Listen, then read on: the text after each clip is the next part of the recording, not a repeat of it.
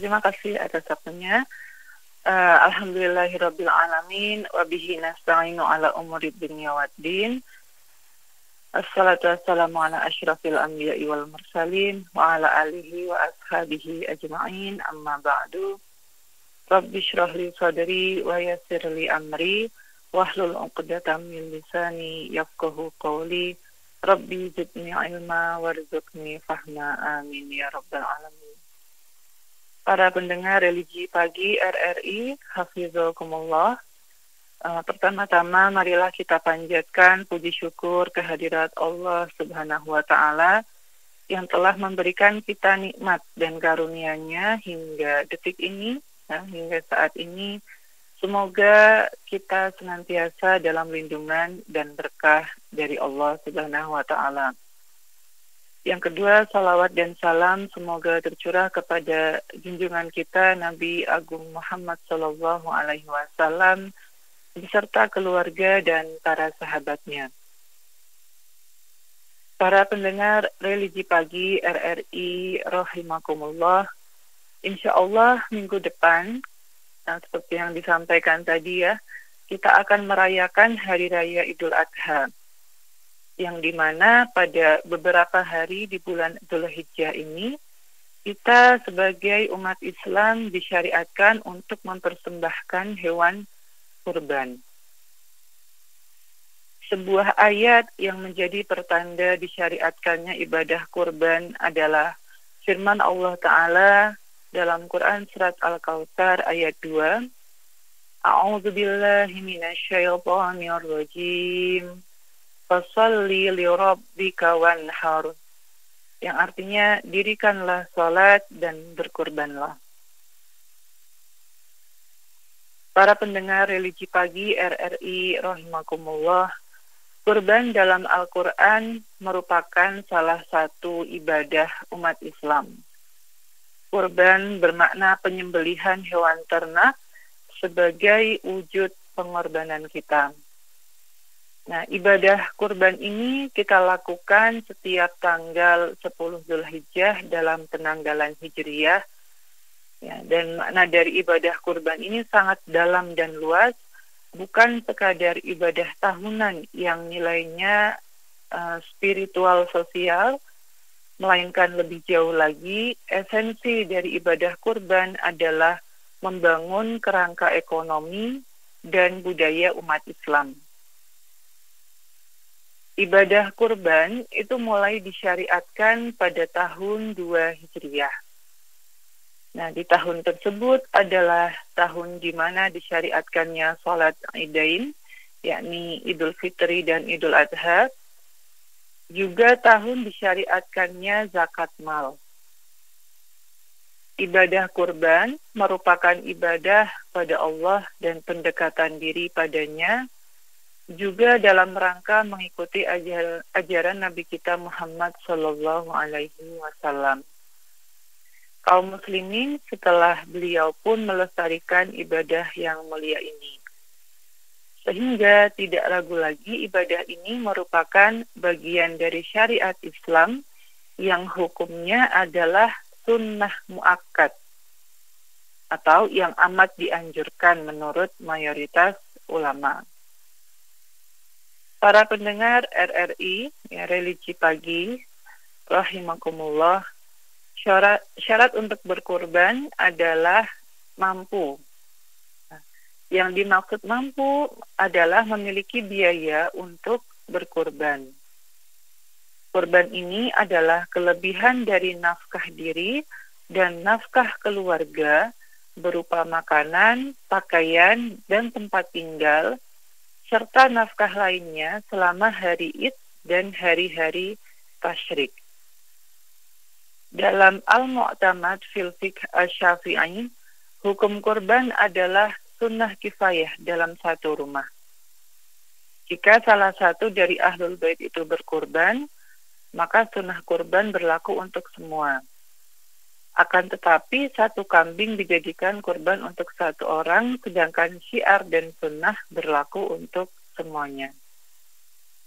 Dalil bahwa satu kurban bisa berserikat pahalanya untuk satu keluarga yaitu hadis dari Atha bin Yasar. Ia berkata, Sa'altu Aba Ayyub al-Ansariya kaifa kanatid dhahaya ala ahdi Rasulillahi sallallahu alaihi wasallam. Faqala kana ar-rajulu yudahhi bisyati anhu wa an ahli baitihi fayakuluna wa yut'imuna.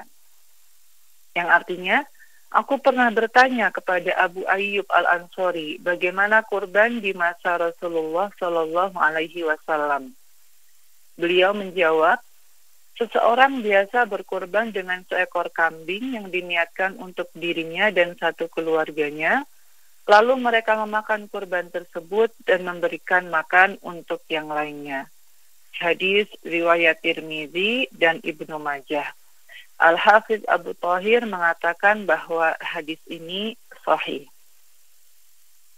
Para pendengar religi pagi RRI, Hafizakumullah, menurut salah seorang peneliti dari Puslitbang Kemenak, Ibu Hajah Ani Faridah, beliau mengatakan dalam sebuah kesempatan bahwa selain dimensi ritual transendental, sebetulnya Idul Adha ini memiliki dua dimensi. Yang pertama adalah dimensi ritual transendental itu tadi ya, di mana ritual kurban ini sebagai wujud penghambaan manusia yang merupakan ekspresi syukur manusia kepada Allah Subhanahu wa Ta'ala.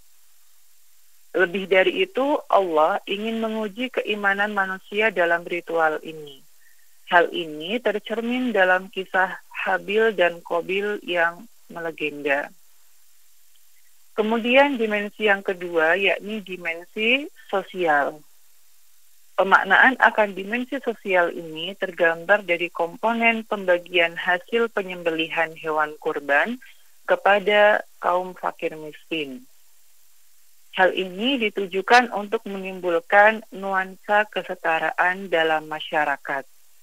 Sayangnya, pesan kedua ini tidak banyak dipikirkan oleh mayoritas kaum muslimin. Para pendengar religi pagi RRI rahimakumullah, dinukilkan dari kitab Al-Mawsu'ah Al-Fiqhiyah bahwa ibadah kurban ini nilainya lebih utama daripada sedekah.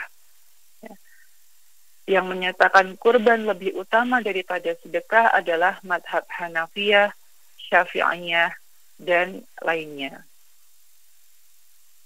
Ulama Malikiyah menegaskan bahwa ibadah kurban lebih utama daripada memerdekakan budak ya pada saat masih ada budak waktu itu, walaupun ditambah nilainya berlipat-lipat dari harga kurban.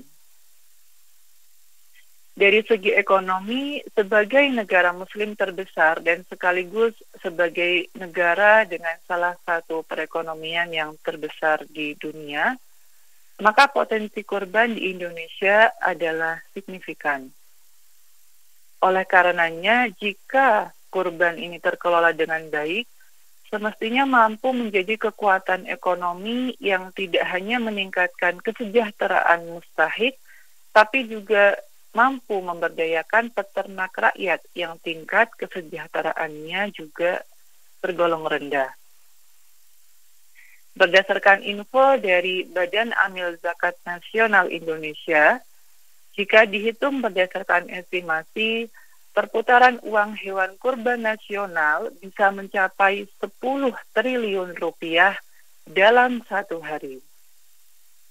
Perputaran uang sebesar itu dalam satu kali pelaksanaan Idul Adha seharusnya mampu menggerakkan turbin ekonomi kerakyatan nasional sekaligus memberdayakan ekonomi masyarakat. Selain itu, efek jangka panjang dari ibadah kurban ini akan mampu mengubah posisi seseorang dari penerima daging kurban atau mustahik menjadi sahibul kurban atau muzaki. Hal ini mengindikasikan bahwa nantinya jumlah kemiskinan relatif juga akan menurun. Di sisi lain, dalam taraf minimal ibadah kurban dapat memperbanyak cakupan bantuan kepada warga miskin dalam memperoleh keadilan gizi. IDEAS atau Institute for Demographic and Poverty Studies yang merupakan yayasan di bawah Dompet Duafa memproyeksikan potensi ekonomi kurban Indonesia pada tahun 2023 ini sebesar 24,5 triliun rupiah yang berasal dari 2,8 juta pekurban.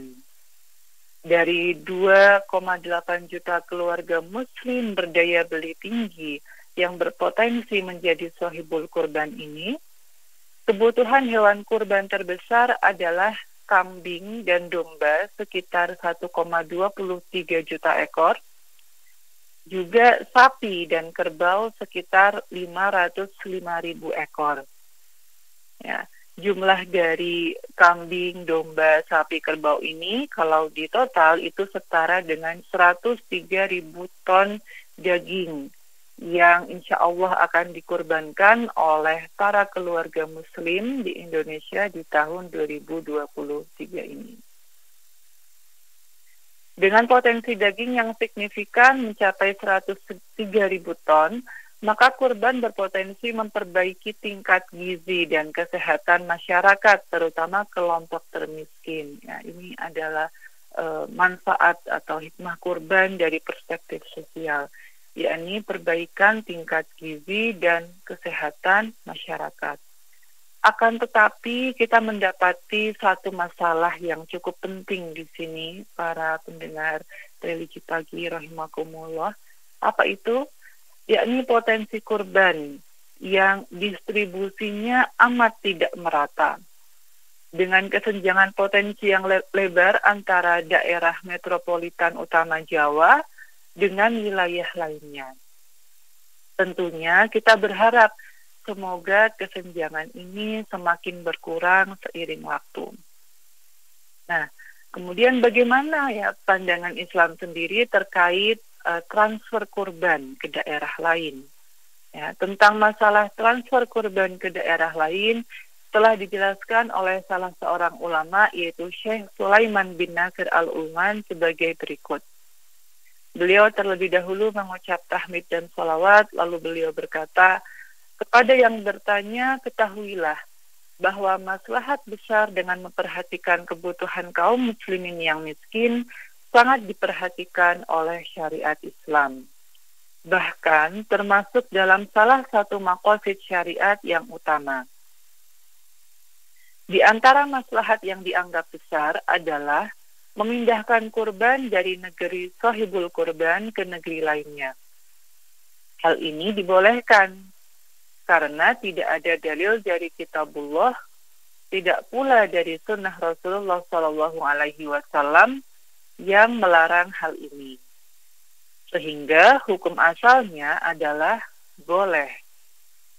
Jika zakat yang wajib saja boleh dipindahkan dari satu negeri ke negeri lain jika ada maslahat, bagaimana lagi dengan kurban yang dihukumi sunnah? Sehingga kesimpulannya ada pendapat dari salah satu ulama yang membolehkan adanya transfer kurban ke daerah yang lain, yang lebih membutuhkan. Dengan catatan, daerah kita sudah mencukupi. Gitu. Para pendengar RRI rahimakumullah, kita bisa menarik kesimpulan dari kajian kita pada pagi yang insya Allah penuh barokah ini bahwa ibadah kurban memiliki hikmah yang bisa dilihat dari beberapa perspektif. Di antaranya yang pertama, perspektif agama, bahwa makna spiritual ibadah kurban adalah agar umat Islam selalu mendekatkan diri kepada Allah Subhanahu wa Ta'ala. Dari perspektif sosial, secara sosial makna ibadah kurban yakni memberikan kebahagiaan terhadap para fakir miskin dan du'afa. Ibadah ini dapat memperbanyak cakupan bantuan kepada warga miskin dalam memperoleh keadilan gizi. Kemudian dari perspektif ekonomi, pelaksanaan ibadah kurban memiliki 4 implikasi utama, yaitu pemerataan akan permintaan dan penawaran daging, ya, kemudian ketahanan ekonomi, ketahanan pangan, serta produktivitas ekonomi. Para pendengar religi pagi RRI, Hafizakumullah, pada akhirnya marilah kita sama-sama menyadari dan sama-sama membenahi niat bahwa yang ingin kita capai dari ibadah kurban adalah keikhlasan dan ketakwaan kita. Ya. Allah Subhanahu wa taala berfirman, A'udzu billahi minasyaitonir rajim. La yanalallaha luhumuha wala dima'uha walakin yanaluhut taqwa minkum. Yang artinya daging-daging unta dan darahnya itu sekali-kali tidak dapat mencapai keridhaan Allah, tetapi ketakwaan dari kamulah yang dapat mencapainya. Quran Surat Al-Hajj ayat 37. Demikian apa yang kami bisa sampaikan pada pagi yang insya Allah penuh barokah ini. Semoga bisa bermanfaat. Wallahu a'lam bishawab. Wabillahi taufiq wal hidayah.